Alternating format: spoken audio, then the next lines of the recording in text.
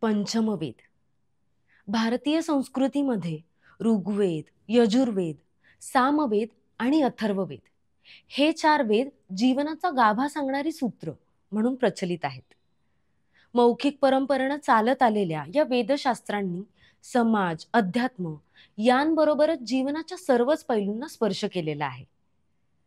परंतु या चार वेदांबरोबरच असेही काही ग्रंथ आहेत ज्यांमधून मानवी जीवनाला एक नवीन दिशा लाभलेली आहे.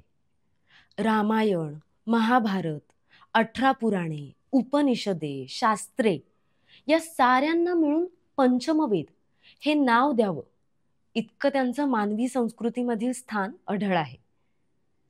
या पंचमवेदांचा नानाविध अंगांनी आणि कोनांनी वेध घेण्याचा प्रयत्न म्हणजेच पंचमवेद. माणसाच्या स्वभावाचे वेगवेगळे रंग आणि त्यामागे असलेली सामाजिक, वैचारिक आणि सांस्कृतिक बैठक महाकाव्यांच्या माध्यमातून समजून घेण्याचा हा एक प्रयास आहे.